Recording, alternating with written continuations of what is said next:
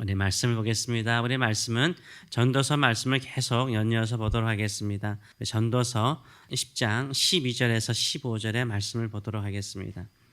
우리 말씀을 가지고 내 입술을, 내 말을 제물로 삼으라, 예물로 삼으라 라는 제목으로 같이 은혜를 나누기로 원합니다. 우리의 말하는 입술을요, 하나님께 드리는 제물로 삼는다면 우리가 말하는 말이 어떻겠습니까? 그 말이 거룩하고 깨끗하게 드리려고 하는 성향이 있을 것입니다. 마찬가지입니다. 우리가 주께 우리의 몸도 드릴 뿐만 아니라 우리의 시간을 드릴 뿐만 아니라 우리의 입술을 하나님께 거룩한 제물로 드리시는 저와 여러분 되시길 축원합니다. 우리는 말이 얼마나 중요한지를 잘 알고 있습니다. 말실수로 인해서 큰 곤란을 당한 적이 한두 번은 있을 것입니다. 그래서 말조심 다짐하지만 지혜롭게 말하기가 참 쉽지 않습니다. 성경은 지혜는 언어와 직접적인 연관이 있다라고 늘 강조를 하고 있습니다. 그래서 지혜는 언어 생활과 관련이 있습니다. 그 사람이 지혜로운 사람인가? 그것은 그 사람의 지식에 달려 있지 않습니다. 그 사람의 똑똑함에 달려 있지 않습니다. 그 사람이 지혜로운가는 그 사람의 말에 달려 있어요. 그래서 그 사람이 말하는 것을 보게 되면 그 사람이 지혜로운 사람인가를 우리가 알 수 있는 것입니다. 지혜는 보이지 않죠. 내면에 있는 것입니다. 그러나 말하는 언어는요, 보이지 않는 내면의 지혜를 표현해 주는 거예요. 언어가 우리의 지혜를 표현해 주는 것입니다. 우리는 그 사람의 말을 듣는 순간 그 사람이 지혜로운 사람인가를 알게 되죠. 그 말투라든가 그 사람의 말의 내용을 보게 되면 그 사람이 지혜로운 사람인가를 어느 정도 우리가 알 수 있습니다. 지혜로운 사람의 언어는 은혜가 넘칩니다. 감동이 됩니다. 격려가 됩니다. 설득이 됩니다. 위로가 됩니다. 힘이 됩니다. 그러나 어리석은 사람의 말은요, 우리를 낙심시킵니다. 우리를 절망시킵니다. 죄책감에 빠지게 만듭니다. 우리 스스로 무너지게 만드는 경향이 있습니다. 지혜로운 말을 통해서 주변 사람들에게 은혜를 끼치시는 저와 여러분 되시기 바랍니다. 산소를 주입하듯이요, 그 사람이 쓰러져 있는데 산소를 주입하듯이 살려내시는 저와 여러분 되시길 축원합니다. 오늘 이 말씀, 4절의 말씀을 통해서 지혜로운 사람의 언어와 어리석은 사람의 언어를 비교를 하고 있습니다. 지혜로운 사람의 언어는 은혜가 된다는, 은혜를 끼친다는 거예요. 그래서 12절의 상반절의 말씀 보게 되면 지혜자의 입에 말들은 은혜롭도다. 은혜로우나, 은혜로운 거예요. 우리 마음에 감동을 주고 은혜롭다는 거예요. 그러나 어리석은 사람의 말은요, 자신을 망친다라고 말하고 있고 공동체를 망친다라고 설명을 하고 있습니다. 오늘은 이 어리석은 사람의 말에 대해서 4가지의 특징을 말하고 있습니다. 첫째는 어리석은 사람의 언어는 자기 자신을 망친다라고 말을 하고 있어요. 자신의 언어가 자신의 인생을 망친다라고 말하고 있어요. 이게 말 한마디의 잘못이요, 자신의 인생을 망칠 수 있는 것이죠. 12절 하반절의 말씀을 보게 되면 우매한 자의, 이 어리석은 사람의 입술들은 자기를 삼킨다는 것은 자기를 망친다라는 의미인 것입니다. 그래서 내 말이 내 인생을 망칠 수 있다라고 생각을 하셔야 돼요. 이것을 가볍게 생각하면 안 되고요, 심각하게 생각하셔야 돼요. 심각하게 생각하고 항상 지혜롭게 말하기로 결단하셔야 돼요. 그리고 지혜롭게 말하도록 기도하시는 저와 여러분 되시길 축원합니다. 두 번째로 어리석은 사람의 언어의 특징은 무엇입니까? 어리석은 말을 바꾸지 않으면요, 계속해서 그것이요, 악화가 돼요. 그 언어가 악화가 돼가지고요, 더 나빠져요. 더 나빠져서 어떻습니까? 여기 오늘 본문을 보게 되면 내 자신을 미치게 할 뿐만 아니라 미친 결과를 가져온다라고 심각하게 말을 하고 있습니다. 13절의 말씀을 보게 되면 그의 입의 말들의 시작은 우매요, 어리석은 말로 시작한다는 거예요. 그의 입의 결말들은 심히 미친 것이다 라고 말하고 있어요. 한마디로 말해서요, 첫마디가 내가 봐도 좀 어리석었어요. 지혜롭지 않았어요. 근데 거기에서 끊어야 돼요. 내가 생각해봐도 이 말은 어리석었다. 그래서 그냥 끊고 사과하면 돼요. 내가 말을 좀 실수했네요. 이렇게 끊어버리면 상관없는데, 나 말을 실수했어요. 그 실수한 말을 어떻게 합니까? 농담으로 시작했는데 이게 좀 심각한 거예요.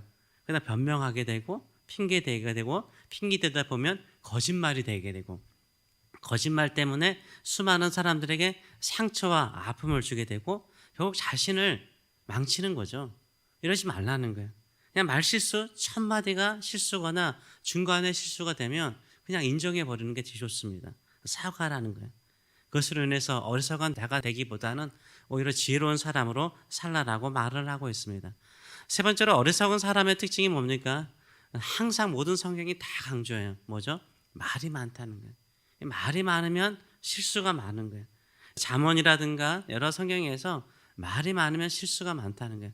실수하는 것이 인간의 마너지만 실수를 적게 하기 위해서 말을 적게 하라라고 말하고 있습니다.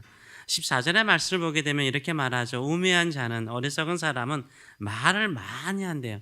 말을 많이 하거니와 사람은 장래일을 알지 못한다니 나중에 일어난 일을 누가 그에게 알리요. 이 어리석은 사람은 말이 많은 이유가 뭐라고요? 허풍이라는 거예요. 허풍 떤다는 거예요. 내가 다 안다는 거예요. 많은 것을 안다는 거예요.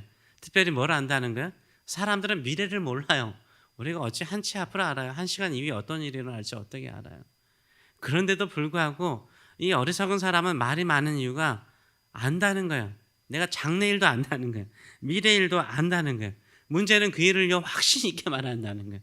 확신 있게 말한다는 거예요. 우리는 미래일을 모르잖아요. 우리 앞일도 모르잖아요. 오직 우리는 한 가지를 알고 살아가는 거죠. 뭐죠? 하나님께서 나와 나의 가정을 사랑하시고 하나님께서 우리의 가정과 우리의 삶을 통해서 선하시고 거룩한 계획이 있는 줄 믿습니다.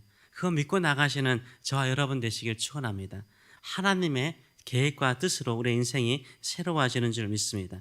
네 번째로 이 어리석은 사람의 어리석은 특징이 무엇입니까? 말하는 것을 이루지 못해요. 자기가 하는 말을 이루지 못한다라고 말해요. 근데 자신이 말한 것 때문에 피곤하게 살아요. 15절의 말을 보게 되면 이렇게 말하고 있습니다. 우매한 자들의 수고는 자신을 피곤하게 할 뿐이라. 우매한 사람은 말을 많아요.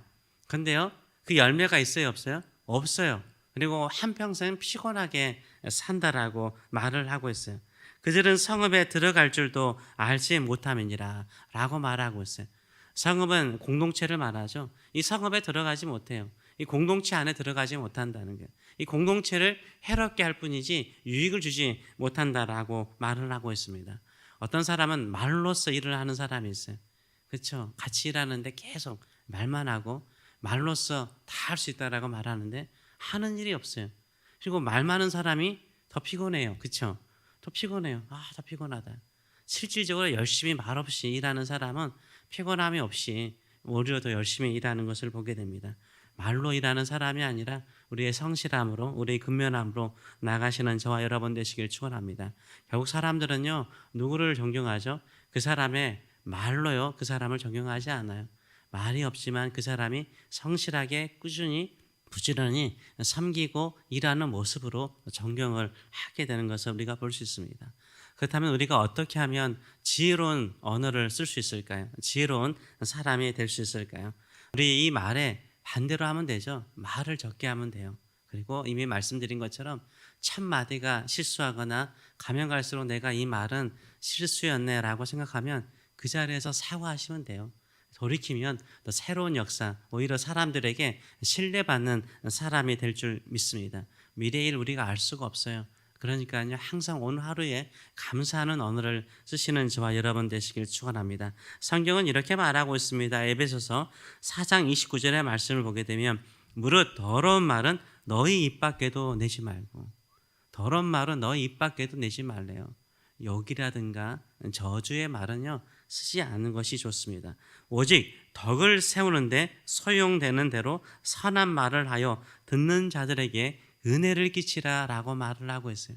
주변 사람들에게 은혜를 끼치는 선한 언어를 쓰시는 저와 여러분 되시길 축원합니다. 두 번째로는 잠언 15장 1절의 말씀 보게 되면 유순한 대답은 분노를 쉬게 하여도 과격한 말은 노를 격동한다라고 말하고 있어요. 우리의 말이요 격하고 우리 말이 거칠어질 때가 언제입니까? 서로 간에 기쁨으로 웃으면서 이야기할 때는 말이 거칠어질 수가 없죠. 언제 말이 거칠어져요? 이 사람이 나에게 화를 낼 때예요. 나를 짜증내게 낼 때가 있어요. 그때 우리도 말을 거칠게 해버리면요 전쟁이 일어나는 것입니다. 핵전쟁보다 더 무서운 전쟁이 일어나는 거예요. 이 사람이 격하게 말할 때는 어떻게 하라고? 유순하게 대답하래요. 부드러운 말투를 쓰라는 거예요. 말투 자체도요 중요하죠. 부드러운 말투를 쓰는 게 오히려 그 사람의 분노를 사그려 트린다라고 말을 하고 있습니다. 그 사람이 지혜로울 때는요 내가 화를 낼 때 그 사람이 참 지혜롭게 말하는 거예요. 또 지혜로운 말투, 부드러운 말로 대답할 때 우리의 마음을, 화나는 마음을 오히려 진정시켜 주는 것이 지혜인 줄 믿습니다. 또한 골로새서 4장 6절은 이렇게 말하죠. 너희 말은 항상 은혜 가운데서 소금으로 맛을 냄과 같이 하라. 그리하면 각 사람에게 마땅히 대답할 것을 알리리라 라고 말하고 있어요. 그래서 은혜로운 말은 뭐냐면 소금과 같대요. 소금 없으면 밋밋하잖아요. 문제는 뭐냐면 소금을 너무 많이 치면 먹을 수 있어요? 아무리 맛을 내더라도 소금이 너무 많으면요, 그 음식 못 먹어요. 짜서 못 먹습니다. 적당한 소금치기가 돼야 되는 거죠. 제일 좋은 언어는요, 적당하게 말하는 거예요. 많이 말을 하면 짜서 못 먹고 아예 없으면 아무런 맛이 없어요. 그 사람의 언어 생활은요, 대화 중에서 몇 마디 안 했는데 그 몇 마디가 그 분위기를 만들어내고 그 분위기를 살려내는 거예요. 이게 소금인 거죠. 그런 언어를 쓰시는 저와 여러분 되시길 축원합니다. 소금과 같은 언어가 뭘까요? 저는 사랑합니다라고 생각을 해요. 사랑합니다. 감사합니다. 그래도 잘 될 것입니다. 그래도 축복합니다. 그래도 주님께서 함께 하십니다. 그래도 주님께서 일하십니다. 이런 언어로 주변 사람들에게 손과 같은 역할을 하시는 저와 여러분 되시길 축원합니다. 우리가 언어 생활을 잘하는 거 이미 서두에서 말씀드린 것처럼요. 내 입술의 열매를 하나님께 제물로 드리는 심령으로 언어 생활하시는 저와 여러분 되시길 축원합니다. 기도하겠습니다. 살아계신 하나님 아버지 은혜를 감사드립니다. 우리 주님께서는 이 세상의 모든 것을 말씀으로, 말로 창조하셨습니다. 오늘도 우리의 삶의 새로운 역사가 우리의 언어를 통해서 일어나기를 원합니다. 창조의 언어가 되기를 원합니다. 살리는 언어가 되기를 원합니다. 생명을 부어주는 언어가 되기를 원합니다. 없는 것을 있게 만드는 능력의 언어가 되기를 원합니다. 사람들의 마음을 살리고 복된 인생으로 길을 여는 우리의 언어가 될 수 있도록 은혜로운 언어가 되게 하여 주시옵소서. 소금처럼 맛을 내는 언어가 되게 하여 주시옵소서. 우리 입술에 파수꾼을 주셔서 늘 언어를 조심할 뿐만 아니라 이 말을 통해서 외치고 전할 때 수많은 생명을 살리는 저희들의 언어가 될 수 있도록 축복하여 주시옵소서. 감사드리며 예수님의 이름으로 기도하옵나이다. 아멘.